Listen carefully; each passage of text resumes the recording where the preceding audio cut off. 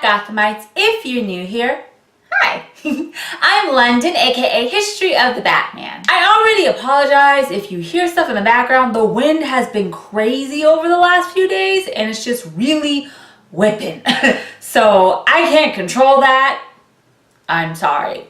So just to throw that out there. But it is safe to say that Batman has the best passport in the multiverse, because ever since the early 1940s, he has traveled to distant lands and has encountered fairy tale-like creatures on his journeys. And a lot of that is thanks to the imaginary story, which, unlike dreams within comics, were tales within the DC Comics publication that were not part of canon storyline. The first official imaginary story came in the 1942 Golden Age tale called Superman's Cartoon Hero, when Lois Lane tries to discover the identity of the Man of Steel himself. In Jim Shooter's Silver Age tale from 1967, which was first published in World's Finest number 172, Superman and Batman actually became brothers when Ma and Pa Kent adopt Bruce and Clark, and they both grow up to protect Gotham City. Perhaps the most memorable modern imaginary story, and arguably the most well-known, comes in Whatever Happened to the Man of Tomorrow, which was published in Superman 423 and Action Comics 583. In 1989, however, the concept of the imaginary story became Elseworlds, which is its own imprint and line within DC Comics. And the first, of course, was a Batman story. For this video, we are highlighting 10 of the must-read Batman Elseworlds comics within his history. Each story for this particular list is a must-read due to the fact that they are all distinct within their own time periods, artistic style, and themes, yet at the same time also represent the DC Comics character Batman that we celebrate in every video here on History of the Batman. But before we travel to a whole new world, I'm excited for Aladdin, so literally I am in the Aladdin vibe. I can't wait to see it this weekend. Why don't you subscribe to this channel and become a part of this wonderful Gothamite community? It's fun here. We talk about Batman all the time, and whether or not it's windy or not, we're here. We're gonna do it. We're gonna push through it, even though that noise is really annoying. Like, I have been stopping and waiting for just the wind not to be ridiculous. Anyway, we're gonna get through this video. Alright, our number 10 story is Mike W. Barr and Jerry Bingham's 1994 one-shot graphic novel, Batman in Darkest Night. I should probably be wearing this ring throughout this one, right? I mean, that's appropriate, yeah? Sure. It's like way too big for my finger. So it's like, woo-hoo, sorry.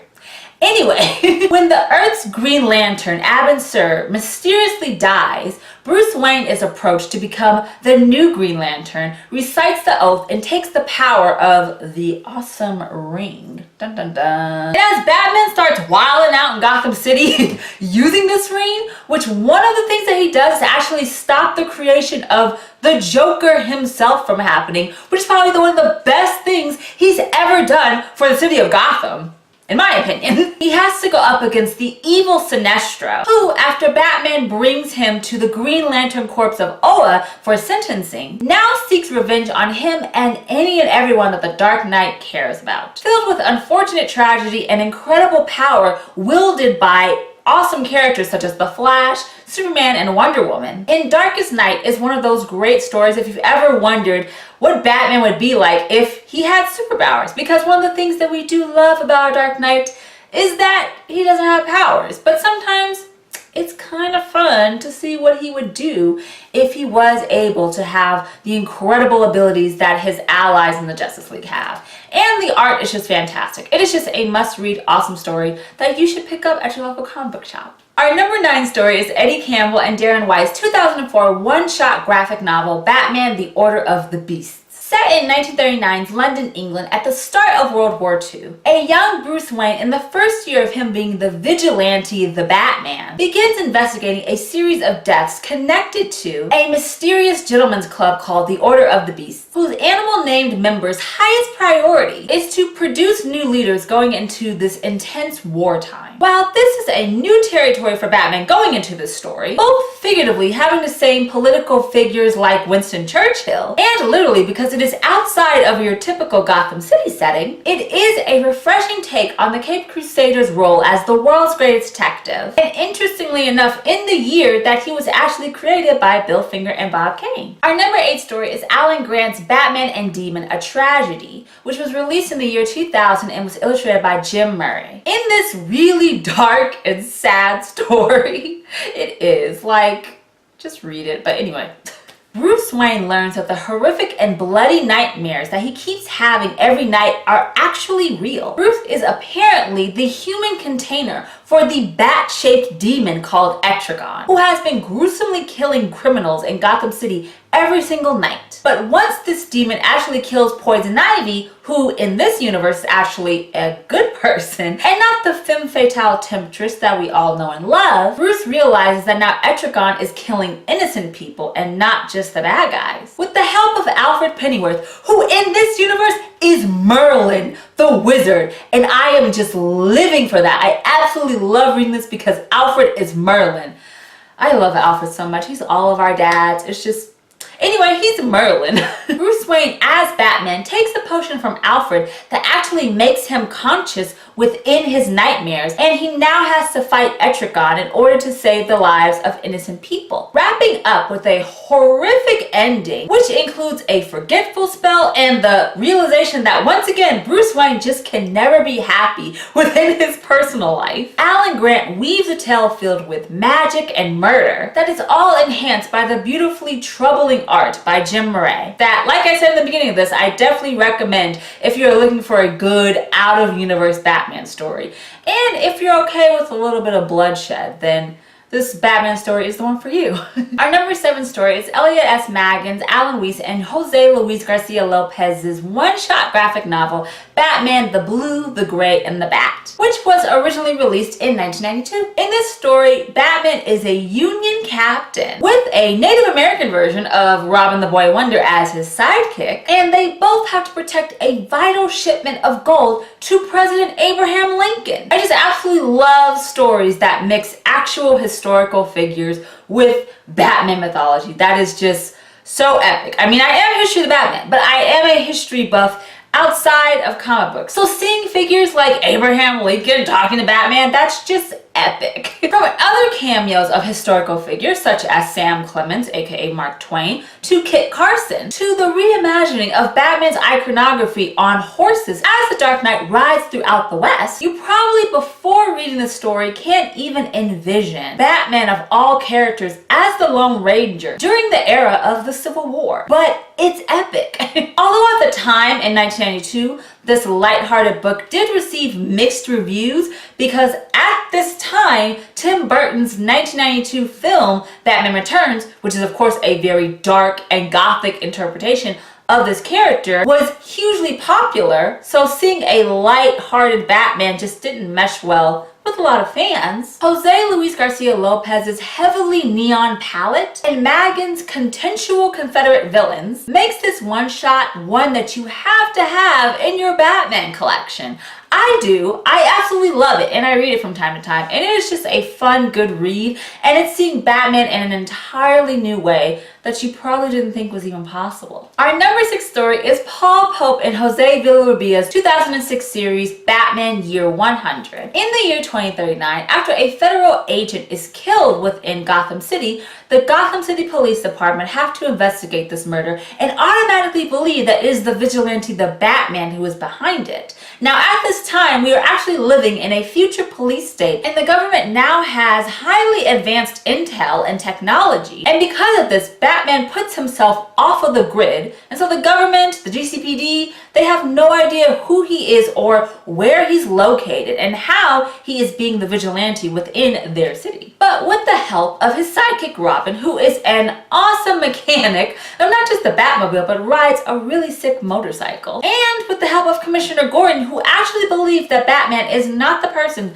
that killed this federal agent, the Batman tries himself to figure out who is behind this horrific murder. Year Year 100 isn't just a fantastic story by the incredible Paul Pope, but the art is phenomenal. It has the grit and the grime of a classic detective story, something out of the golden age of DC Comics, all enveloping a possible future Gotham that can relate to this out-of-universe age of tech. Also, if you pick up the trade paperback, there's the Paul Pope story, The Berlin Batman, which was originally published in 1988's The Batman Chronicles issue 11, and is set in 1938 Germany before the turbulent time of World War II rocks the entire world. But from Paul Pope's stories, whether in 1938 or 2039, we can see Batman representing the same values and acts of justice, no matter what time period, which is why it is a must-read story that you have to check out if you are a fan of Batman. Our number 5 Elseworlds is 1997 story Batman Thrill Killer, which is written by Howard Chaykin and illustrated by Dan Brereton. Set in the 1960s, this 3-issue arc follows the heiress Barbara Gordon and the acrobat Dick Grayson as they go on a whirlwind romance, which turns into both of them becoming the vigilantes Batgirl and Robin within Gotham City. Figure out who has killed Dick Grayson's parents. Detective Bruce Wayne not only sees the duo as a trouble for Gotham itself, but is also hunting down the killers of the Grayson family. Unfortunately, the female villain, the Joker, sees Robin and kidnaps Dick Grayson, ultimately killing him. A devastated but now vengeful Barbara Gordon teams up with Bruce, who, in Robin's honor, takes up the mantle of Batman, and they both have a final fight with the clown princess of crime within Gotham City's criminal underground. The covers to Thrill Killer are actually some of my favorite within the entire year of 1997. They're absolutely outstanding. And the story itself is just a roller coaster of a brilliantly reimagined Batman and his mythology straight from the 1960s era. I definitely recommend you checking it out if you can, especially if you are a fan of Babs and Grayson working on stories together. If you're a fan of the Batman family, the publication from the 1970s, to any and all stories that have Babs and Dick working together, you'll absolutely love Thrill Killer. I promise. Our next Elseworlds is one of my favorite Batman stories of all time because it mixes my two loves, Batman and Egyptology. It's so fantastic. Our number 4 Elseworlds is Doug Moench and Barry Kitson's 2-issue arc Batman: The Book of the Dead from 1999. 14,000 years ago, the god of disorder, Set, wants to dethrone his brother Osiris, who is the god of the afterlife, and takes his bride and the Rod of Light, which is the keeper of the universe's deepest secrets. Now if we jump to the present time, archaeologist Sheila Ramsey, along with Bruce Wayne, unveiled a conspiracy theory revolved around the bat god out of Egyptology named Nekron. Once realizing that the pyramids were actually built by an entirely another race, Batman has to save himself and Ramsey from an ill fate that former colleagues have faced when discovering this true past, filled with Egyptian mythology and so much impressive artwork. Bruce's connection with a past god and a present archaeologist makes for a magical alternative universe story. Our number 3 Elseworlds is another one of my favorites, which I've talked about many times on this channel. In particular, I dive super deep into this story in my Halloween video from last year, which I will link in the description below. And that is Doug Moench and Kelly Jones' Elseworld horror series, Vampire Batman, which was published in 3 books throughout the 1990s. Taking place on Earth 43, in the first book, Batman and Dracula Red Reign, after Dracula himself and his family of vampires begin to terrorize Gothamites within Gotham City, Bruce Wayne transforms himself into a vampire in order to gain strength to go up against Dracula himself. And although Bruce is able to kill Dracula, during this fight, Batman's blood is drained from his body, making him live on forever with his vampire powers. In 1994's Batman Bloodstorm, characters such as Batman, Catwoman, Alfred Pennyworth, and Commissioner Gordon go up against a vampire version of the Joker, who is taken up being the leader of the remaining vampires that are within Gotham. But once Catwoman is killed by the Joker, Batman gets so upset that he actually kills the Joker and drains him of his blood. But because of this act, Batman is scared that he will continually kill people, which is of course against his moral code, so he orders Alfred and Commissioner Gordon to drive a stake through his heart, killing him so he doesn't harm another soul. But of course, this all becomes even worse in 1999's concluding book, Crimson Mist, when after Batman is gone, Gotham City just goes up in flames because there is no one protecting it. So Alfred and Commissioner Gordon take out the stake out of Batman's heart in order for him to come and bring Gotham back to its rightful order. But of course, they just unleashed a bloodthirsty monster and he's just killing everyone left and right. And because of this, this leads to Alfred, Gordon, and even other characters such as Two-Face and Killer Croc to an ultimate showdown within the Batcave, which leads to many deaths, including Batman, who after being revealed to the sunlight is able to finally rest in peace, and he knows that he won't be able to harm another being anymore. Of course, in my video I make the argument that this is probably the most Batman story ever because not only of the story itself but the art, it is just pure Batman horror gothic vibes. If you haven't read Vampire Batman, I say this all the time whenever I talk about it, you definitely should. It is so good. It is such a dark, really tragic story, but I feel like that is just part of Batman's foundation because let's face it, Batman is just a very dark character and it's just fitting. Our number 2 Elseworlds is Bob Layton's 2-issue arc, Batman Dark Knight of the Round Table, which was released in 1998 and 1999 and illustrated by Jose Luis Garcia Lopez and Todd Klein. Of course, if you can tell by the title, this 2-issue series brings all of the fantastical magic known through King Arthur's history and legends from the 6th century into Batman's own mythology. After Bruce, who is of the House of Waynesmore, I love that name, is banished by King Arthur, Bruce's journey outside of England actually leads to the tragic death of his family. Because of this tragedy, Bruce Waynesmore grows up to become the Knight of the Bat, who is chosen by Merlin himself, unfortunately not Alfred, but wouldn't that be dope, to protect Camelot. And although he has vengeance in his heart towards the king who banished him in the first place, he puts that all aside in order to save his life, which is threatened by the demon head Ra's al Ghul. If you are a fan of the Silver Knight in medieval times and all of these fantastic histories, you have to pick this up. I know, you're like, I can't imagine Batman in like knight armor and riding a horse and all of that, but it's so cool. And I love seeing Batman out of his element. Of course, as you can see on this list, even if it doesn't seem fitting that Batman is this particular type of Dark Knight or Silver Knight or whatever knight you want to call within the Knights of the Round Table, it is such a fun and refreshing look at Batman and his mythology in a whole new medieval world. It's so cool. Check it out. Of course, I'm sure you figured out what our number 1 Elseworld story is, and it just has to be this book because it is where it all began. The very first, not only Batman Elseworlds, but the first official Elseworlds comic within DC, and that is Brian Augustine and Mike Mignola's 1989 one-shot graphic novel, Batman Gotham by Gaslight. I love this story.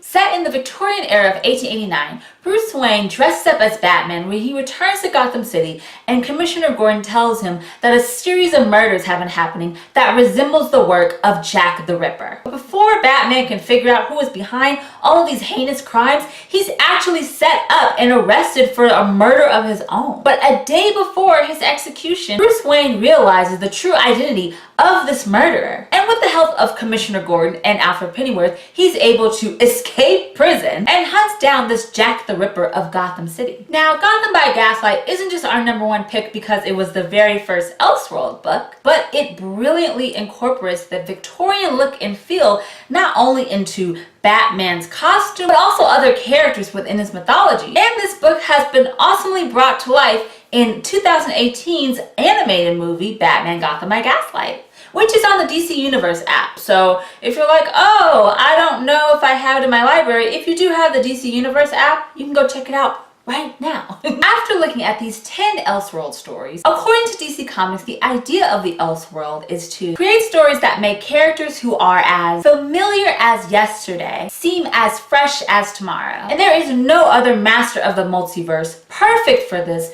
than the Batman himself. Thank you so much for watching our top 10 list of the best Batman Elseworlds. If you enjoyed this video, please give it a